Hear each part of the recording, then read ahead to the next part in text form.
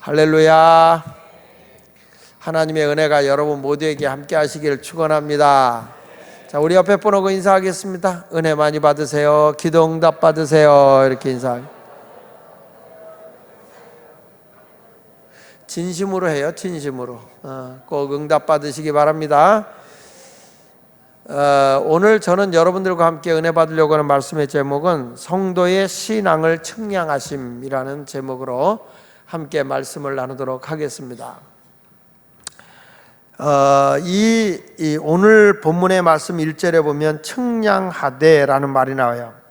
여기 보면 또 내게 지팡이 같은 갈대를 주며 말하기를 나서 하나님의 성전과 제단과 그 안에서 경배하는 자들을 측량하되 이렇게 말하잖아요. 측량하되. 1절에 보면 이 측량하다라는 말은 메트레손이라는 말인데 이게 무슨 얘기냐면 청량하라 또는 평가하라 이런 말이에요. 그러니까 하나님의 성전 안에서 제단 안에서 하나님을 경배하는 자들을 청량을 한다. 측량을 하는데 하나님의 기준으로 하나님의 잣대로 평가하는 겁니다. 자기 주관의 평가가 아니라 하나님의 잣대로 평가하라 이렇게 말하는 거죠. 근데 여기 특이한 것이 뭐냐면 지팡이 같은 갈대를 주며 그랬어요. 지팡이 이게 영안이 열려서 요한이 보니까 지팡이 같은 갈대를 줬다는 거죠. 이게 뭐냐면 왕들이 가지고 다닐 때에 그 왕들이 이렇게 들고 다니는 그 지팡이 같은 것 이제 그런 것이 있는데 이게 뭘 지금 의미하는 거냐면 왕이신 하나님의 권세와 표준으로 측량한다 이런 의미를 가지고 있어요. 왕이 다니고 다닐 때 하는 그런 것들인데 이걸로 그 왕이 이렇게 들고 다니는 그 지팡이 그걸 홀이라고 그러나요? 그런데 그런 것들을 이제 이렇게 지팡이 같은 갈대 같은 걸 이렇게 주는데 이제 그런 걸로다가 이게 측량을 한다는 말은 하나님의 권위, 그러니까 하나님의 권위, 하나님의 표준으로 재본다는 거예요. 그러니까 우리의 신앙을 측량할 때는 내가 저 사람하고 비교할 때 잘하는 게 아니라 하나님의 표준으로 합당해야 된다는 거예요. 이제 그렇게 측량을 하시겠다 말씀하는데 말세의 성도의 신앙은 항상 말씀과 성령이에요. 말세의 성도는 따라합시다. 말씀과 성령 이게 준비되어 있어야 합당한 자예요. 마치 슬기로운 다섯 처녀가 등과 기름을 준비했잖아요. 슬기로운 다섯 처녀. 그런데 미련한 다섯 처녀는 뭐만 준비했다고 그랬어요? 마태복음 25장에 보면 뭐만? 등만 준비했다고요. 그 등은 뭐냐면 말씀이에요. 여호와의 말씀은 네 발의 등불이라고 그랬거든요. 그러니까 이 등이라는 건 하나님의 말씀이에요. 우리의 갈 길을 인도하는 거예요. 기름은 뭐예요? 그러면 성령이에요. 그러니까 주님이 늦게 오실 수도 있잖아요. 그러니까 우리가 말씀도 충만해야 되지만 성령의 충만함이 있어야 이게 말세를 사는 성도라는 거예요. 우리 주님은 반드시 여러분들을 이렇게 측량하시거든요. 마태복음 25장에 보면 준 것에 대해서 내가 어떻게 그걸 활용했는지 계산해보자. 그리고 5달란트 받은 자가 5달란트를 남기고 2달란트 받은 자가 2달란트를 남겼을 때 잘하겠다, 착하고 충성된 종이라고 인정을 하지 않습니까? 이와 같이 주님은 반드시 계산하거나 우리를 측량한다고요. 성경 말씀 스가랴서 2장 1절로 5절에도 보면 이런 말씀이 나와요. 내가 또 눈을 들어본 적 한 사람이 측량줄을 그의 손에 잡았기로 내가 어디로 가느냐 물은즉 그가 내게 대답하되 다 같이 읽어보세요. 시작. 예루살렘을 측량하여. 예루살렘은 뭐냐면 성전을 의미하는 거예요. 예루는 하나님이고 샬렘은 평강이에요. 하나님의 평강이 있는 곳 예루살렘 하면 성전이에요. 예루살렘을 측량하여 그 너비와 길이를 보고자 하노라 하고 말할 때 내가 말하는 천사가 나가고 다른 천사가 나와서 그를 맞으며 이르되 너는 달려가서 그 소년에게 말하여 이르기를 예루살렘 그 가운데 사람과 가축이 많으므로 성곽 없는 성읍이 될 것이다. 성곽이 없는 성읍이 될 거다. 이건 무슨 얘기입니까? 주님의 말씀에 합당하지 않으면 하나님이 저들을 제거해 버리지만 하나님의 뜻에 합당하면 하나님께서 저들을 보호해 준다는 거거든요. 근데 여기 보면 이런 말이에요. 여호와의 말씀에 내가 불로 둘러싼 성곽이 되며 그 가운데서 영광이 되리라. 하나님께서 하나님 마음에 합당한 줄로 재서 합당하면 하나님이 불담으로 나를 지켜줌으로써 하나님의 영광이 드러나게 한다는 거예요. 그러니까 마지막 때에 아무리 이 마귀가 환난을 끌고 와도 주님 앞에 합당한 신앙의 청량에서 인정을 받으면 우리는 어떤 환난이 와도 우리를 넘어뜨리질 못해요. 이제 성서학자들이 세 부류가 있어요. 세 부류가 있는데 어떤 게 있냐면 7년 대환란이 오기 전에 들림받는다는 학설, 두 번째 가서는 전 3년 반 환란의 시대를 지나고 후 3년 반에 들림받는다는 학설, 세 번째 학설은 7년 환란을 다 통과하고 들림받는다는 학설, 이렇게 세 가지 학설이 있는데 저는 이제 전 3년 반 환란의 시대가 지나고 후 3년 반에 들림받는 얘기를 지금 하고 있는 건데, 저는 이렇게 생각을 해요. 후 3년 반 오기 전에 들림받을 신앙이라고 한다면 전 3년 반 오기 전에 들림받는다. 아멘 하는 사람은 환란을 통과하고 와라. 이거는 상상할 수 없는 환란이라는 거죠. 자, 그래서 여호와 하나님께서 불성곽이 되어 주셔서 나를 지켜준다고 했는데, 오늘은 저는 성도의 신앙을 측량하시는 내용을 함께 살펴보면서 은혜 받도록 하겠습니다. 첫째로는 어디서부터 측량을 하느냐? 성전 안에서부터 측량하신다는 거예요. 성전 밖을 측량하는 게 아니라 마지막 때에 성전 안에 성도를 측량하는데 뭘 측량? 믿음을 측량한다는 거예요. 요한계시록 11장 1절, 자, 읽어봅니다. 시작. 내게 지팡이 같은 갈대를 주며 말하기를 일어나서 하나님의 성전과 제단과 그 안에서 경배하는 자들을 뭐하되? 측량하되 그랬어요. 들림받기 전에요, 성전 밖에 있는 사람을 측량하지 않아요. 이미 그들은 다 버림받은 사람들이기 때문에 이미 그들은 환란을 겪을 사람이란 말이에요. 그러니까 성전 안에 있는 사람들을 지금 성전과 제단, 그러니까 제단이라고 하는 것은 뭘 의미하냐면, 제단은 예수님 앞에 보혈의 공로로, 그러니까 죄 사함을 받을 때 보혈의 공로를 의미하는 거고, 성전이라는 것은 주님 앞에 성화되어져 가는 삶을 살아가는 자를 얘기하는 거예요. 그러니까 예수를 믿음으로 의로워진 사람은 제단에 속한 자고, 이제 의롭담을 얻은 사람들이 예수화된 성품으로 살아가는 게 성전 생활이에요. 이것을 가지고 지금 판단하는데 이런 말을 하는 거야. 성전과 제단에서 이 사람이 정말로 하나님 중심으로 기도의 생활을 하는지, 아니면 주일 성수 예배 생활을 잘하는지, 하나님 앞에 늘 감사하고 사는지, 주님의 말씀대로 남을 섬기고 봉사하며 살아가는지, 우리 주님이 그것을 말씀과 성령의 검으로 우리를 측량한다는 거예요. 우리에게 성령을 준 것은 뭐예요? 땅끝까지로 복음의 증인이 되게 하려고 우리 성령을 준다고요. 성령을 받으면 하나님의 일을 할 수 있도록 내 힘으로, 내 능력이 안 되는 것도 성령으로 된다고요. 믿음은 어디서 자랍니까? 하나님 말씀을 들음으로 자란단 말이에요. 그러니까 성도들이 바르게 된 사람은 어떤 하나님의 말씀이 떨어져도 아멘, 아멘 하고 그 말씀대로 순종을 해요. 근데 이게 신앙이 삐뚤어지면 하나님의 말씀을 증거해도 들을 귀가 없어요. 아무리. 그러니까 사람이라는 게요, 딱 어떤 선입관을 갖거나 그 사람이 어떤 그 불신을 하게 되면 어떤 말을 해도 안 듣잖아요. 그러니까 우리가 신앙생활 하면서 자기 주관으로 딱 살게 되면 하나님의 말씀을 듣지 않는다는 거예요. 그러니까 우리가 볼 때 주님이 마지막 때에 우리를 측량할 때는 말씀의 검으로, 성령의 능력으로 우리를 딱 재는 거죠. 그래서 우리는 성전 안에서부터 이렇게 믿음을 측량하기 때문에 여러분들은 항상 어디에 가야 했냐? 성전에 가까워야 돼. 성전 안의 생활이 가까워져야 되는 거예요. 믿습니까?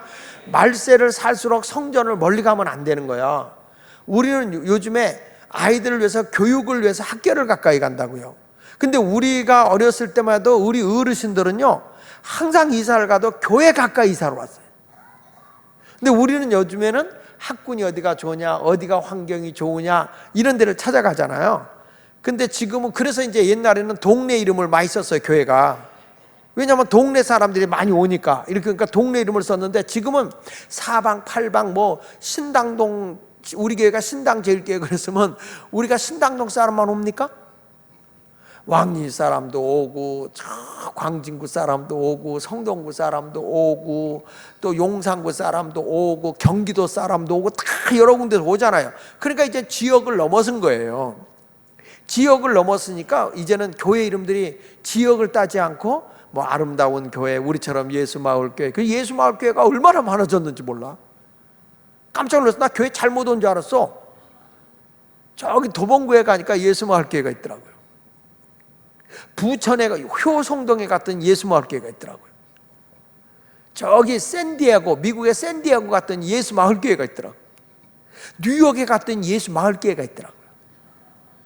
세상에 예수마을교회가 너무 좋은가 봐요. 그러니까 어떤 사람이 그래요. 날들어 예수마을교회 지교회냐고. 그래서 그러려고 그러다가 거짓말이라고 그럴 것 같다가 아니에요. 그래 이제 했지만, 그러니까 여러분 우리가 보면 항상 어디로 가까이 해야 되냐면 교회를 가까이 하는 성도가 되는 게 중요한 거예요. 아멘. 그 예배 들어와도 여러분들 멀리 앉으면 안 돼. 주님이 측량을 앞에부터 한다니까. 멀리 가지 말고 자꾸 가까이 해야 돼요. 자, 그런데 예수님도요, 어렸을 때부터 예수님이 그 절기를 지키고 어머니 오고 오다가 사람이 너무 많아서 예수님을 잃어버리잖아요. 막 찾다가 결국에는 성전에 가서 찾은 거예요, 예수님을. 그럴 때 예수님이 내가 너를, 이 어머니가 너를 찾느라고 얼마나 고생했느냐 이렇게 물었을 때 예수님이 누가복음 2장 49절에 뭐라고 말합니까? 자, 시작. 예수께서 이르시되 어찌하여 나를 찾으셨나이까? 내가 내 아버지 집에 있어야 될 줄 알지 못하셨나이까? 이렇게 돼야 되거든. 이렇게. 다시 한번 시작. 어찌하여 나를 찾으셨나이까? 내가 내 아버지 집에 있어야 될 줄을 알지 못하였나이까? 이게 정상이거든. 아멘입니까? 제 아내가 나를 찾았어. 근데 어디서 찾는 거야? 막 딴 데 가서 찾아. 그런데 나중에 와서 당신 찾느라고 내가 뭐 극장에도 가고 뭐 어느 식당에도 가보고 다 가봤어. 그러면 내가 뭐라고 그러겠어요? 내가 하나님의 집인 교회에 있어야 될 줄 몰랐어? 목사가 어디가 있겠어? 마찬가지요. 우리 교인들이 어디 갔지? 그러면 교회 가면 있어. 이상한데? 아무래도 딱 가서 네 엄마 어디 갔냐? 그러면 애들이 몰라요. 그러면 안 돼. 네 엄마 어디 갔냐? 교회에서 기도할걸요?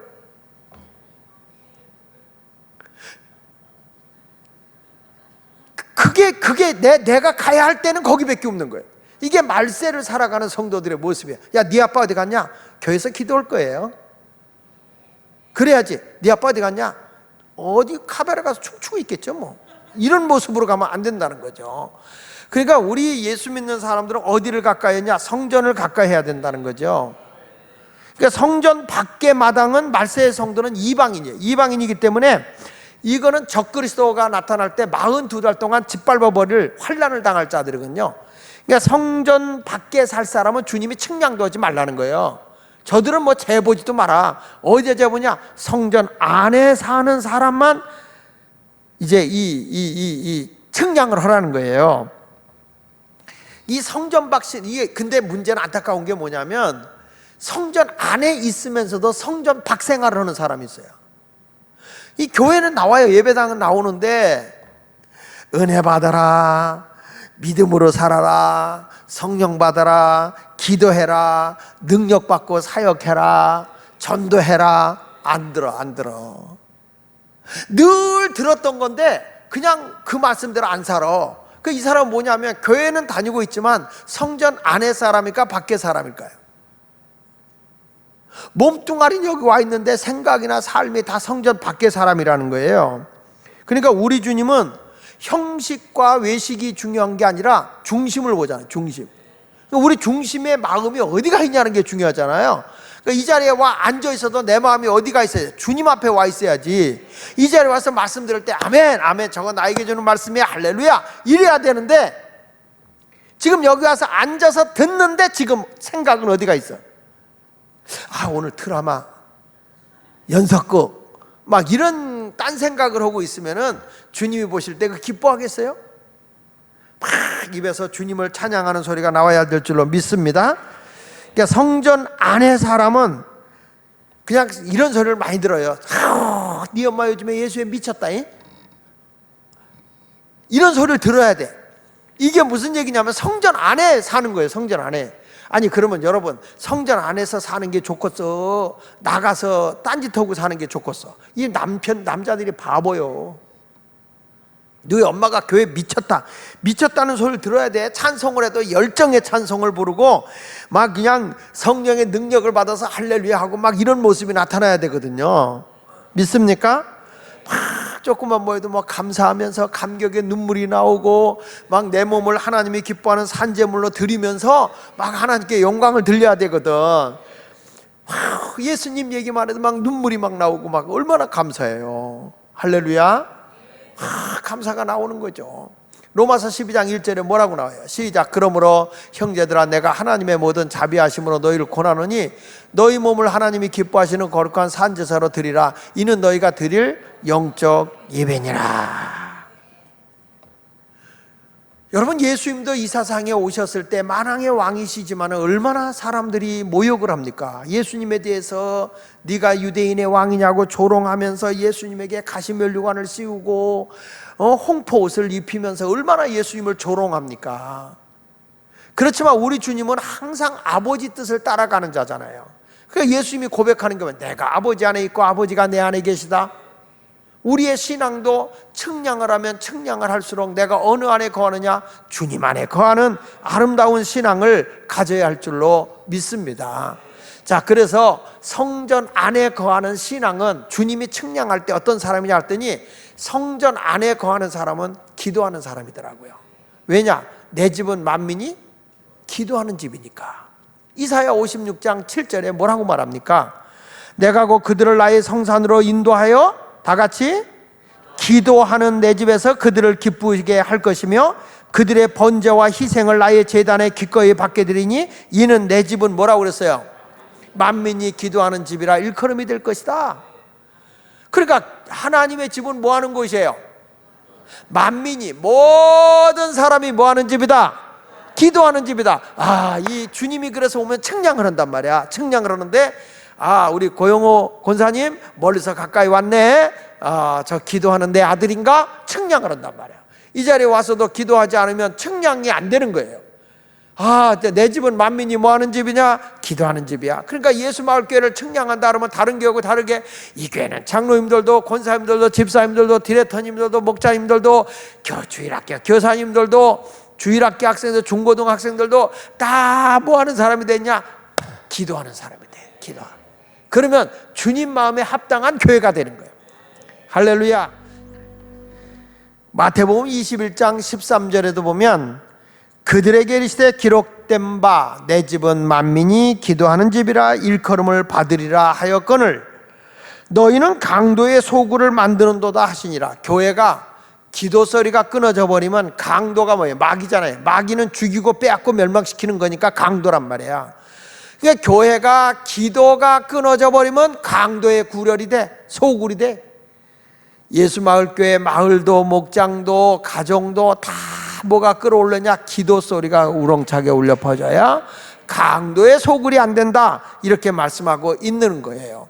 그래서 교회는 뭐 하는 것이냐 하면은 주님이 측량할 때 예수마을교회 한 사람 한 사람 신앙을 측량할 때 너는 기도의 사람이었냐 아니면 이성의 사람이었느냐, 내 생각과 내 주관대로 살았느냐, 하나님의 뜻을 물어보고 하나님 앞에 기도의 용사였느냐.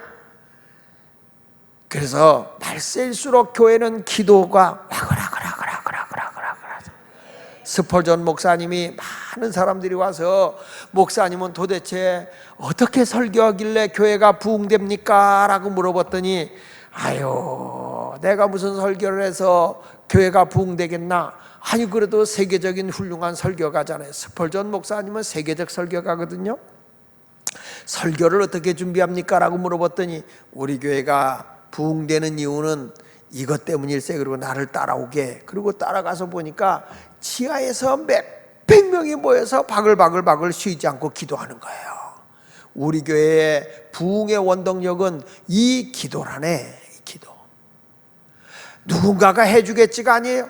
예수마을교회가 그저 월요일날도 원래 기도하고 화요일날 화끈하게 기도하고 수요일날은 아주 그냥 물 마시며 기도하고 목요일날은 목타게 기도하고 금요일날은 금 나오도록 기도하고 토요일날은 토하도록 기도하고 그냥 열심히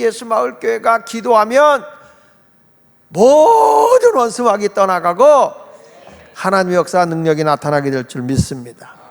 그리고 교회는 뭐 하시는 곳이냐라고 물어보면 첫째는 기도하는 곳이라고 그랬지만 교회는 이 성전을 측량하는데 성전은 늘 예수님을 만나는 경험이 있는 곳이 돼야 돼. 따라합시다. 성전에 와서 이 집사 만나고 김 집사 만나고 누구 만나는 게 아니에요. 여기서는 뭐 하는 것이냐? 우리 하나님을 만나는 곳이 교회가 되어야 할 줄로 믿습니다. 하나님을 만나야 된다. 하나님. 성경 말씀 레위기 16장 2절에 이렇게 말씀합니다. 같이 읽어볼게요. 시작. 여호와께서 모세에게 이르시되 내 형 아론에게 이르라 성소에 휘장한 벗개 위 속죄소 앞에 아무 때나 들어오지 말라. 그리하면 죽지 않도록 하라. 그리하여 죽지 않도록 하라. 이는 내가 구름 가운데에서 속죄소 위에 나타남이니라. 여러분, 영이 깨어 있어야 1년에 한 차례씩 지성소에 들어가면 속죄소가 있어요. 그 속죄소에 들어갈 때 뭐가 나타나느냐? 하나님이 임재하신다. 하나님이. 이게 우리의 영혼 깊이 주님과 영적 교통이 이루어져야 된다는 거예요. 교회 와도 하나님을 만나는 경험이 없으면 간증이 없다는 거예요. 오늘도 와서 기도할 때에 말세의 성도 주님 오실 때가 되면 늘 주님과 교통해야 돼. 마치 에녹이 주님과 동행한 것처럼 우리도 늘 주님과 동행하는 아름다운 삶을 살아가기 위해서 늘 영적으로 깨어있는 자가 되어야 할 줄로 믿습니다. 그러니까 여기 보니까 그냥 습관적으로 오는 게 아니라 내가 마음을 거룩하게 하고 단단히 하고 그리고 주님을 만나라는 거예요. 여러분, 영적으로 내가 깨끗하고 영적으로 주님만을 사모할 때 우리 주님이 외면하지 않아요. 우리와 함께 하시고 영의 세계를 열어주셔서 천국을 보게 하시고 주님의 음성을 듣게 하시고 주님의 이 미래의 예언을 하도록 주께서 인도해 주신다는 거죠. 그러니까 우리 성도들은 늘 교회 오면 누구 만나려고 해야 된다? 예수님을 만나려고 해야 돼. 그냥 끼리끼리 탕짓고 끼리끼리 놀아나고 이거 안 돼요. 이거 안 돼. 교회 오면 난 누가 좋아서 왔다, 누구 때문에 왔다, 앉아서 어떤 사람은 앉기만 하면 그냥 쓸데없는 얘기나 하고 막 남의 비판이나 하고 불평이나 하고 그 시간이 아니야. 나는 예수님을 만나봤더니 세상에 내가 기도 중에 주님의 은혜를 받았는데, 내가 환상을 봤는데, 아휴, 내가 주님의 기도하는 중에 이런 음성이 들렸어. 뭘 경험을 해봤어요. 아멘 하든지 노멘을 하든지. 그걸 안 되면 아휴, 난 이번에 은혜 받고 목요일 날 기도하다가 얼마나 열심히 방언으로 1시간을 넘게 기도했는지 내 마음에 평안이 오고 내 마음에 기쁨이 오고 내 병마가 떠나가고 막 입에서 주님의 은혜에 대한 감사와 감격의 찬양이 나와야 되는 거예요. 할렐루야. 이런 신앙을 소유할 수 있기를 바랍니다. 영적으로 늘 예수님을 만나는 곳, 그것이 바로 예수마을교회 심야기도 오신 여러분이 되시기를 바랍니다. 그리고 교회는 뭐냐? 하나님의 증거가 나타나는 곳이에요. 여기 보니까 시편 93편 5절에 이렇게 말해요.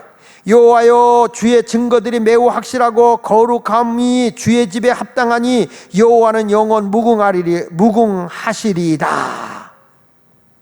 성도들이 가는 곳마다 얘기를 하는 거예요. 야, 우리 교회 와봐. 하나님의 살아계심이 보여. 당신은 하나님의 살아계심을 볼 수 있어. 할렐루야. 할렐루야. 요즘에 희한한 일들이 일어나더라고요. 저는 좀 요즘에 유튜브로 좀 보는데 광화문에서 요즘에 집회를 계속 하잖아요. 광약교회. 그리고 계속 집회를 하잖아요.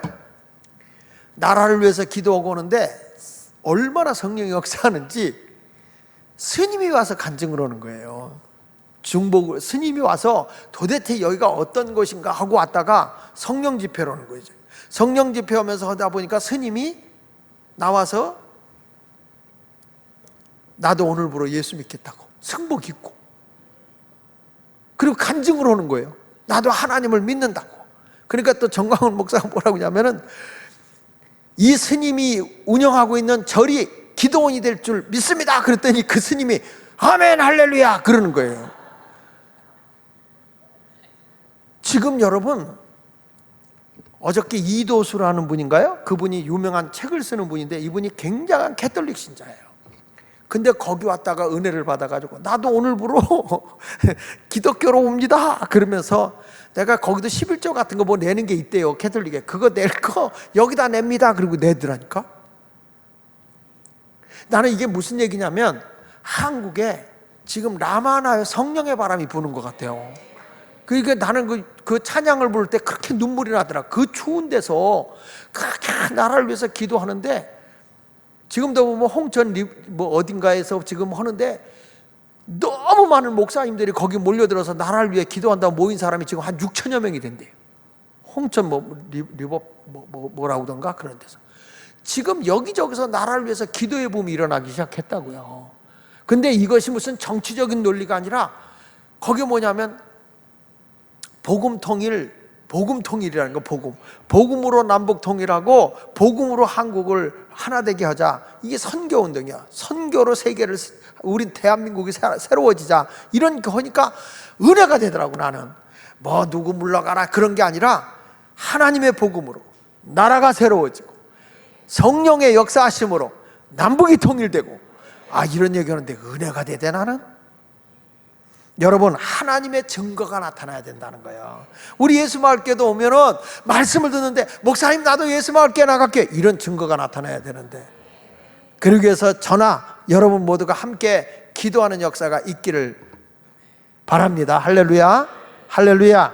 그 다음에 교회는 뭐냐? 음부의 권세가 이기지 못해야 돼. 우리 주님이 측량하는 거예요. 정말 이 교회가 기도하는가? 이 성도들 영적으로 주님을 만나고 있는가? 이들이 나를 만나고 간증을 하고 하나님의 살아계심을 증거하고 있는가? 그러면서 교회는 세상과 타협하는 데가 아니야. 마태복음 16장 18절에 보니까 다 같이 읽어보세요. 시작. 너는 베드로라, 내가 이 반석 위에 내 교회를 세우리니 음부의 권세가 이기지 못한다. 우리 주님이 교회를 딱 측량할 때 세상의 습관이나 세상의 모든 관습이 다 교회에 들어온다면 이건 음부의 권세를 이기지 못하는 게 아니라 음부의 권세가 세상을 먹어버린 거라는 거죠. 우리는 세상의 가치관을 가지고 사는 게 아니라 하늘에 속해 살아가는 자가 되어야 하는 것입니다. 음부의 권세가 이기지 못하리라. 야, 예수마을교회 갔더니 그 교회는 정말 예수님밖에 모르더구만. 오직 예수네. 그냥 자다가도 주여 이래야 돼. 미스김 그러면 안 돼요. 아침에도 예수로 눈을 깨게 하시고 눈을 뜨게 하시고 저녁에도 예수로 잠을 자게 하시네. 이렇게 돼야 되거든. 눈을 떠도 예수요, 잠을 자도 예수요, 자다가도 잠꼬대라도 예수요, 자다가도 주여 이래야 돼. 여러분은 주무시다가 일을 갑니까? 방언을 하십니까? 괜히 앉아가지고 이를 바닥바닥 깔지 말고 주여 이렇게 자다가도 잠꼬대도 방언이요.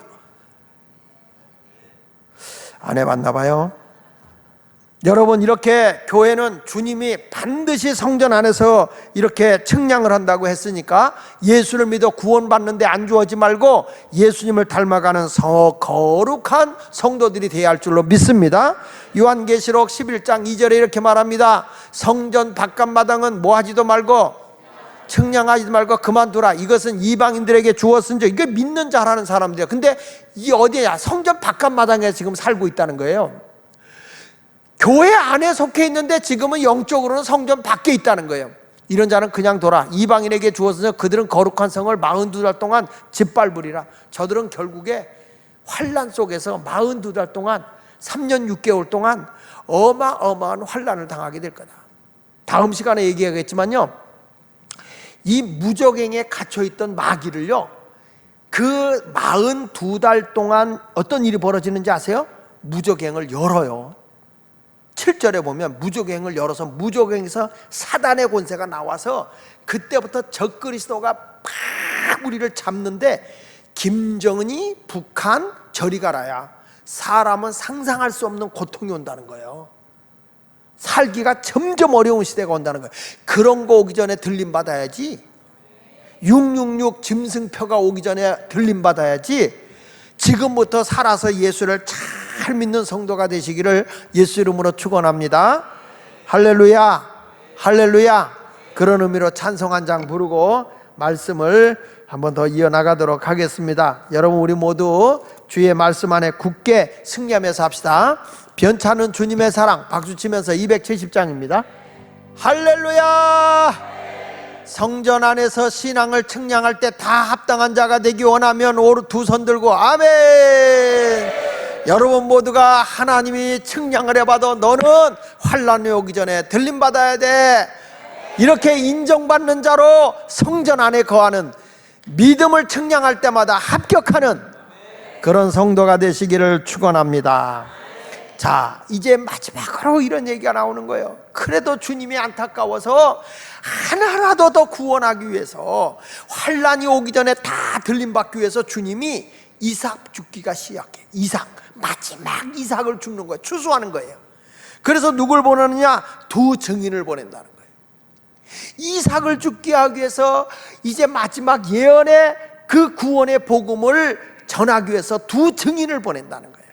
이게 마지막 주의 종을 보내는 건데 뭐냐면 이삭 죽게요. 이삭 어떻게 하든지, 아이고 저거 조금만 더 하면 저거 아이고 들림받을 텐데, 그래서 마지막으로 주님의 사랑이 안타까워서 두 증인을 보내는데, 자 보십시다. 3절 4절을 볼게요. 시작.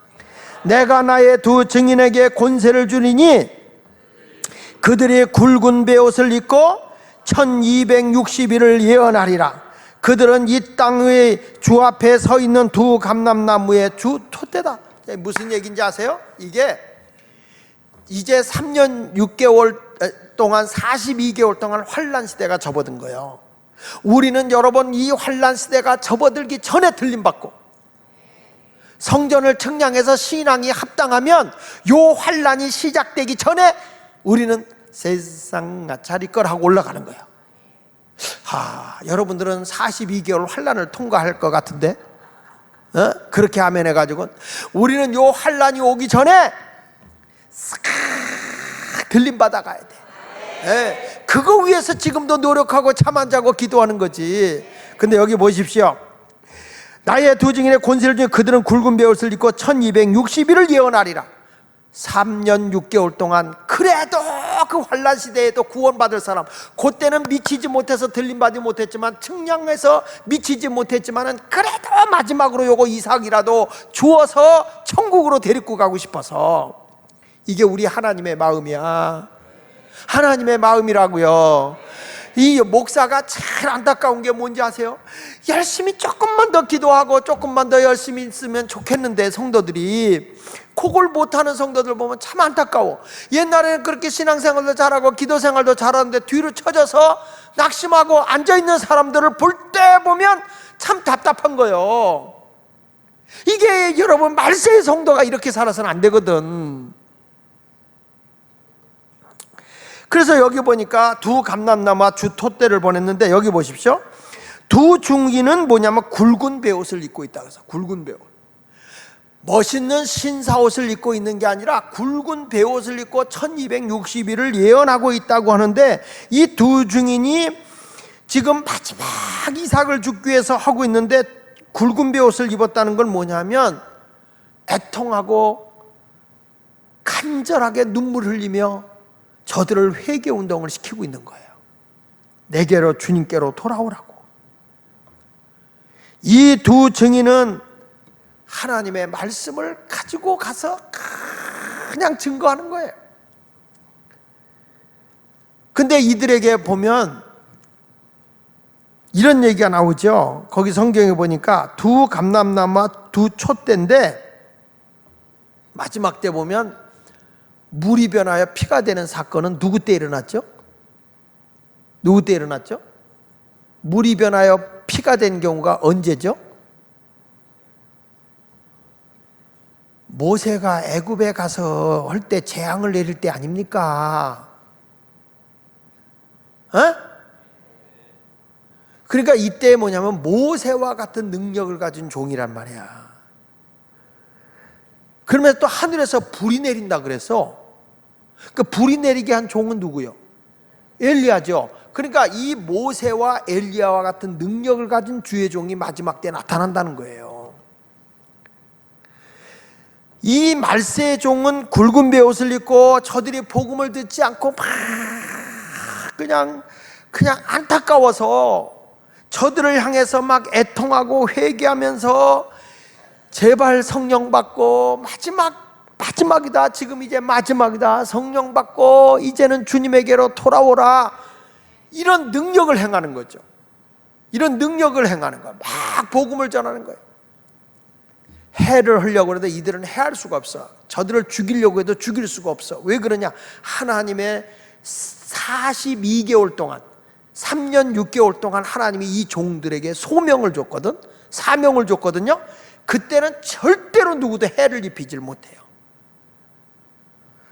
여러분들은 이제부터 성령의 사람이 되어서 아직도 회개하지 못하고 우리 마을의 식구들이 주 안에, 성전 안에 들어오지 못하고 성전 바깥마당에 있는 자를 보면 베옷을 입고 안타깝게 기도해야 되는 거예요.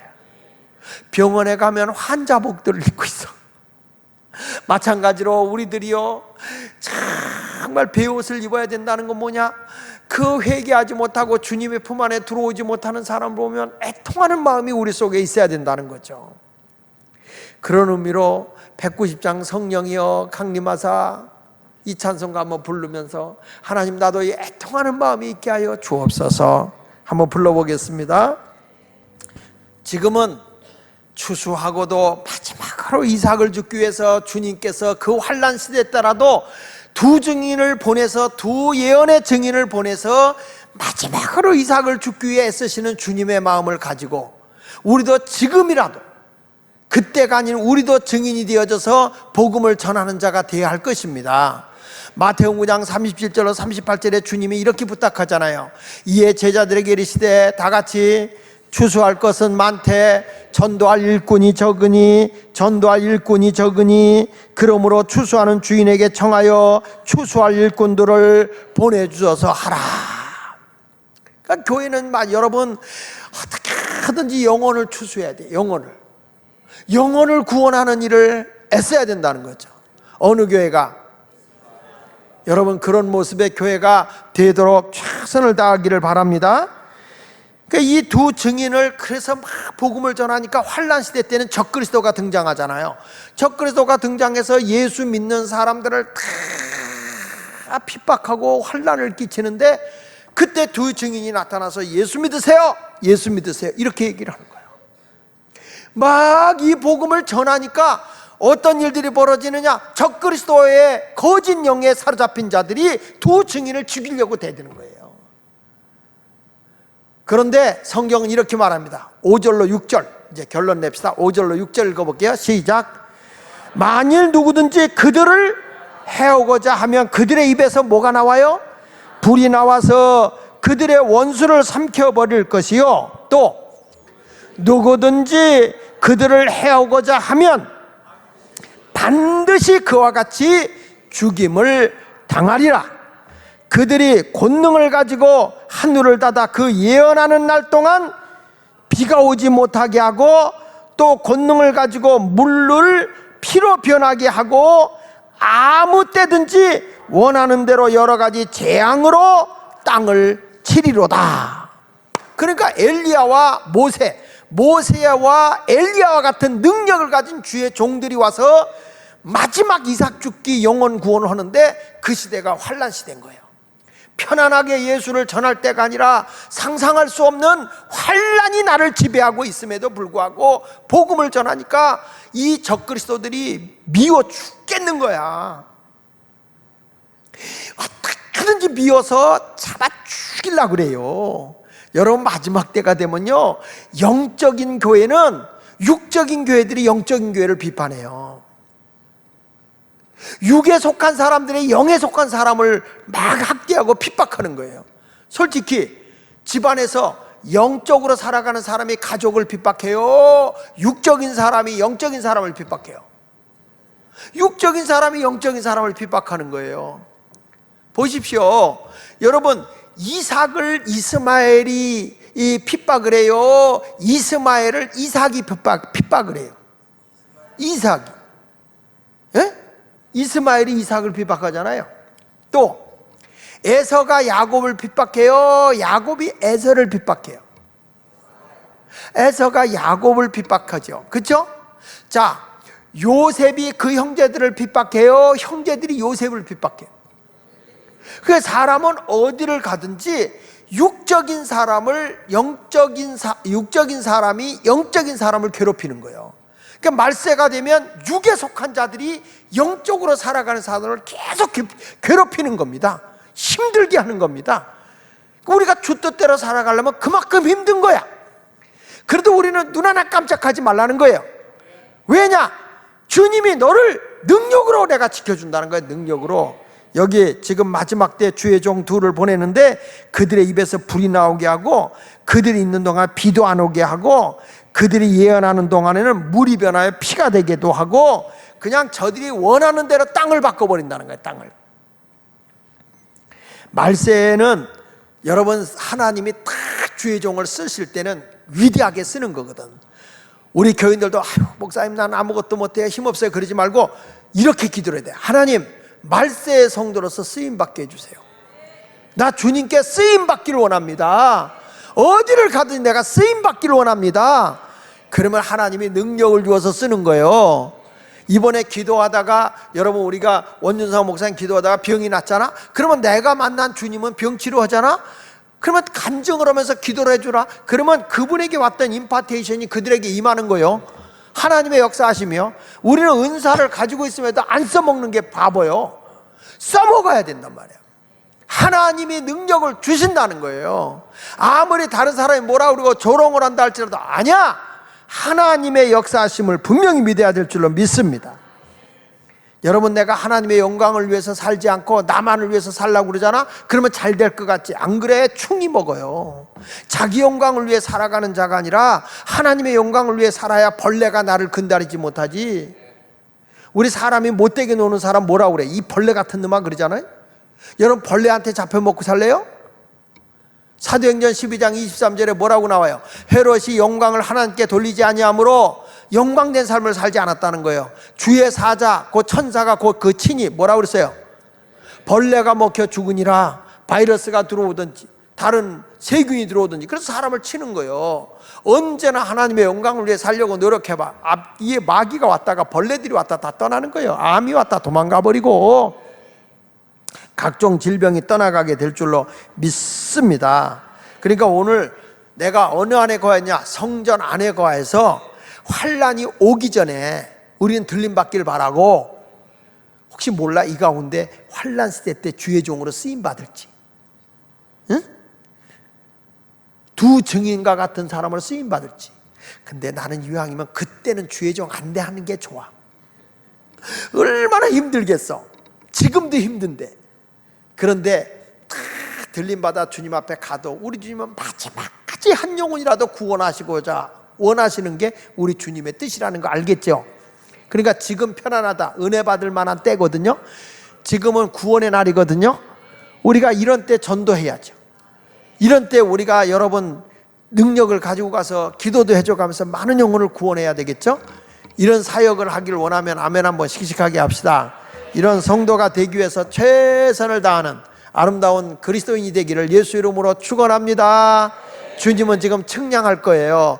우리 교회도 측량할 때 합당한 자로 인정받아서 환란 시대가 오기 전에 주님 앞에 저 천국에서 주님이, 이 세상이 환란이 오잖아. 환란이 오면 우리가 들림받아서 천국에서 신랑 되신 예수님을 만나고 공중에서 뭐가 이루어지는지 아세요? 주님 맞이하시고 거기서 신랑 신부 결혼식이 이루어져. 영적 결혼식이, 주님을 맞이하는 결혼식이 이루어져. 어마어마한 일들이 벌어져요. 그러니까 지금부터 예수 잘 믿었으면 좋겠어. 성전 안에 서는 거, 내가 주를 위해 헌신하는 거, 봉사하는 거, 주님을 위해 11조 드리는 거, 헌금하는 거 아까울 필요 없어요. 주님을 위해 시간 드리는 거 아까우지 말고 못 드려서 안타까운 거지, 다 하고 싶은 마음이 넘쳐야 되는 거예요. 그런 성전에서 측량할 때 합당한 자 되기 원하면 아멘. 오른손 들고 아멘. 주님 앞에 올 때 환란 시대 오기 전에 다 들림받기 원하면 두 손 들고 아멘. 그런 성도 되시기를 축원합니다. 축원합니다.